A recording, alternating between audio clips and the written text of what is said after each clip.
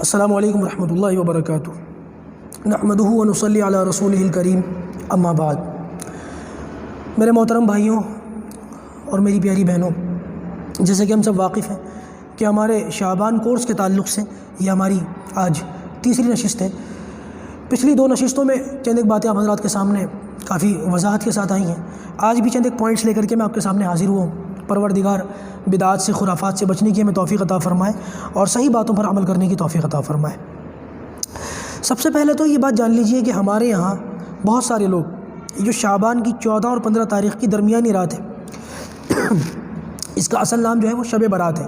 شب برات یعنی کہ نجات کی رات۔ برات کہتے ہیں نجات کو، نجات کی رات۔ اب ہمارے یہاں بہت سارے لوگ لا علمی میں اس کو شب برات کے بجائے بہت سارے لوگ کہتے ہیں شب قدر، کہتے ہیں کہ وہ شب قدر کب ہے۔ یہ بات یاد رکھیے گا کہ شب قدر جو ہے وہ رمضان کے آخری عشرے میں تلاش کی جاتی ہے۔ یہ جو شعبان کی 15ویں رات ہے اس کو شب برات کہتے ہیں، بلکہ اللہ ہماری حفاظت فرمائے بہت سارے لوگ تو شب برات، اور آج کل تو اور ہی کچھ ہوتا جا رہا ہے، شبرات پتہ نہیں کیا ہے۔ دین سے دوری، علماء سے دوری اور غفلت کا نتیجہ ہے کہ اس طریقے کے الفاظ ہماری زبانوں پر آ رہے ہیں۔ آپ ان باتوں کو چھوٹا نہ سمجھیں۔ اگر ہم یہ الفاظ زبانوں پر کہتے رہیں گے، ہماری جو آنے والی نسل ہے وہ ان الفاظ کو ہمیں کہتے ہوئے سنے گی، اور پھر وہ یہی کہے گی جو وہ سنے گی، اور ایک غلط چیز جو ہے رواج پکڑ جائے گی۔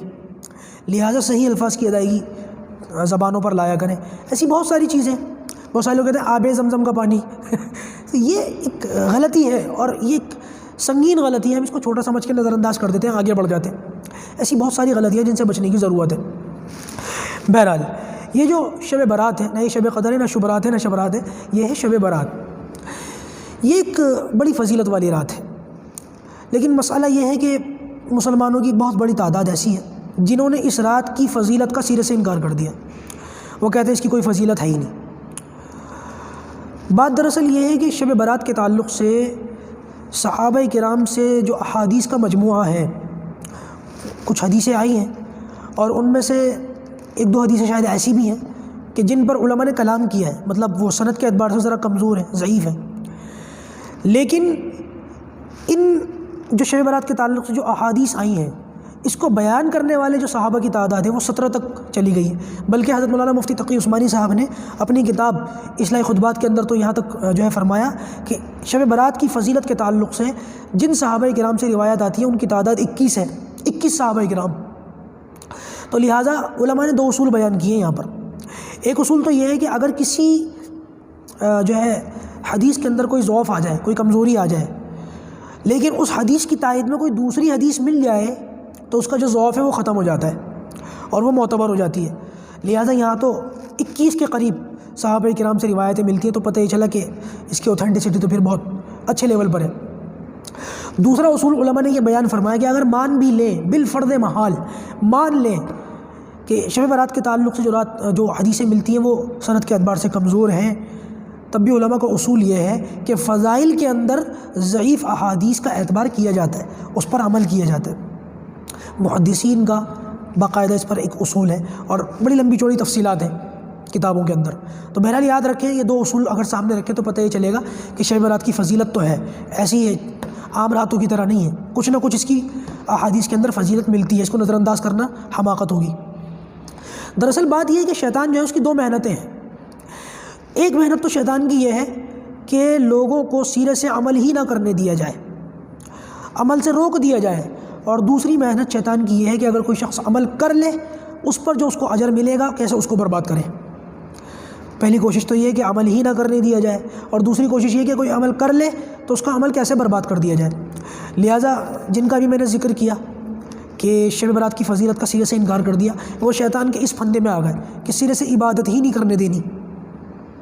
اور دوسرے قوم کے وہ لوگ ہیں کہ جو شیطان کے دوسرے پھندے میں آ گئے، انہوں نے شب برات کی فضیلت کو جانا تو صحیح، پہچانا تو صحیح، لیکن ایسی ایجادات اس میں کر لی اور ایسی باتیں اپنی طرف سے اس میں بنا لی کہ اس پر عمل کرنے سے بجائے ثواب کے اور بندہ عذاب کے اندر چلا جائے۔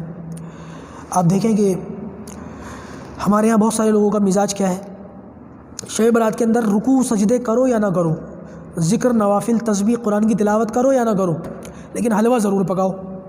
شب برات کا حلوہ پکانا ضروری ہے بہت سارے لوگوں کے یہاں۔ اور یہ اتنی بڑی غلط چیز ہے، بلکہ ہمارے یہاں تو ہمارے ماحول میں، ہمارے آس پاس کے علاقوں میں، میں پورے ہندوستان کی بات کر رہا ہوں، ہمارے شہروں میں، صوبوں میں، الا ماشاء اللہ کہیں کوئی ہو سکتا ہے مسلمانوں کی جماعت جو ہے وہ علماء سے جڑی ہوئی ہو اور ذرا سا حساس ہو اس معاملے میں، لیکن تقریباً حالت ایسی ہے کہ حلوہ وغیرہ ضرور پکاتے ہیں، اور پکانے کے بعد مسجدوں میں بھی بھرتے ہیں، مسجد کے امام کو بھیجتے ہیں، بیچارے کو پریشان کرتے ہیں۔ اب علماء کرام تو منع کر رہے ہیں کہ یہ کام نہ کرو، اور ہم اور زیادہ یہ کام کر کے دکھا رہے ہیں۔ تو ہونا یہ چاہیے تھا کہ ان باتوں سے بچتے، ان کو ختم کرتے، بجائے اس کے بچنے کے اور علماء کو بھیجو۔ اور ہوتا یہ ہے کہ پورا سال بیچارہ مسجد کا امام، اس کو کوئی دیکھنے والا بھی نہیں ہے، کوئی خیال نہیں کرتا، کوئی سوچتا بھی نہیں۔ ایسا نہیں کہ بالکل اس کو اس کے حال پہ چھوڑ دیا، لیکن اکثر لوگوں کا، کچھ لوگوں کا یہ حال ہے کہ پورا سال تو خیال نہ رکھو، لیکن شب برات پر حلوہ ضرور بھیجو، مسجد کی جو ہے وہ امام صاحب کا پورا حجرہ بھر دو، اور بیچارے کتنا کھا لیں گے اگر کھا بھی لیں گے تو، ظاہر سی بات ہے، دو چار نوالے ایک پلیٹ، اور پھر اتنی ساری جو تعداد کے اندر مٹھائیاں آتی ہیں، پھر وہ کب تک کھا لیں گے؟ ایک وقت آتا ہے کہ وہ چیزیں خراب ہو جاتی ہیں، پھینکنی پڑ جاتی ہیں، پھر لوگ کہتے ہیں او ہو دیکھو مولوی صاحب کو دیکھو کھانا برباد کر رہے ہیں۔ ارے بھائی، کھانا برباد وہ کر رہے ہیں کہ ہم کھانا برباد کروا رہے ہیں ان سے؟ کیا ان کو صرف ایک ہی دن بھوک لگتی ہے؟ پورا سال ان کو بھوک نہیں لگتی؟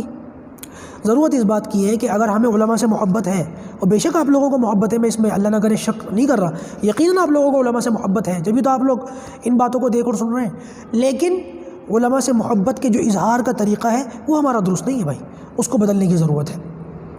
اس تعلق سے ہمیں علماء کی خدمت کیسی کرنی چاہیے؟ ہمارے حضرت مولانا الیاس گھمن بعض مرتبہ بتاتے ہیں کہ علماء کی، وہ حضرت بالکل کھل کر بتاتے ہیں کہ علماء کی خدمت کس طریقے سے کرنی چاہیے۔ کبھی کبھی نقد بھی ڈالا کرو علماء کی جیب میں، تاکہ علماء کو حوصلہ بڑھے اور علم حاصل کرنے والوں کی حوصلہ افزائی ہو۔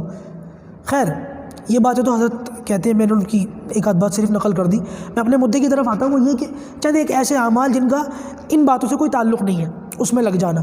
بہت سارے لوگ کہتے ہیں کہ نبی کریم صلی اللہ علیہ وسلم، چونکہ غزوہ احد میں نبی کریم صلی اللہ علیہ وسلم کے دندان مبارک شہید ہوئے تھے، تو لہٰذا اللہ کے رسول نے کچھ میٹھا بنا کے کھایا تھا، تو ہم بھی اس میں بناتے ہیں۔ یاد رکھیے کہ یہ جو غزوہ احد ہوا تھا، یہ نبی کریم صلی اللہ علیہ وسلم کا یہ شوال میں، 3 ہجری کے اندر شوال میں ہوا تھا، شعبان میں نہیں ہوا تھا، اور یہ شعبان میں آتی ہے رات۔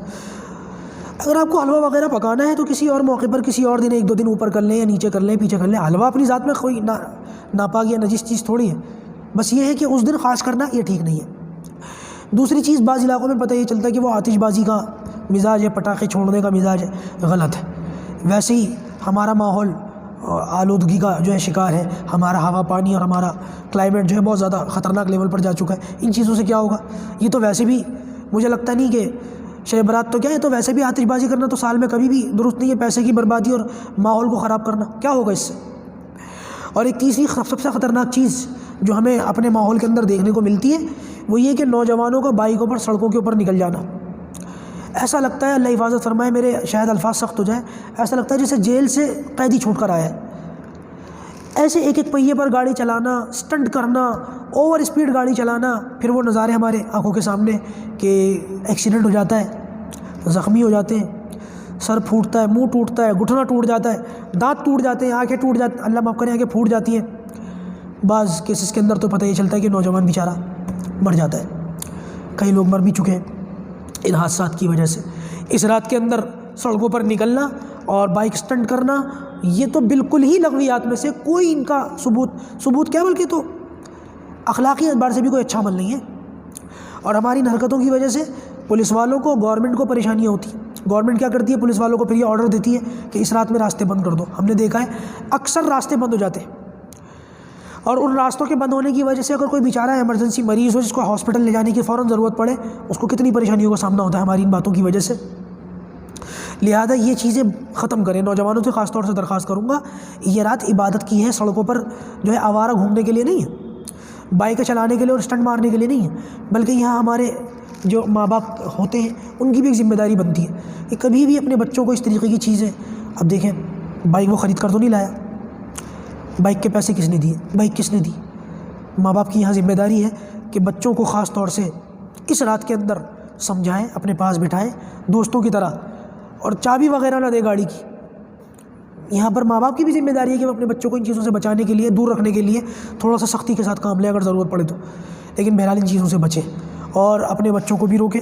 اور دوسری بات یہ کہ کچھ ساتھی سوال پوچھتے ہیں کہ اس رات کے اندر کون سی خاص عبادت کی جائے، کون سی خاص نماز پڑھی جائے، کون سی خاص تسبیح کی جائے.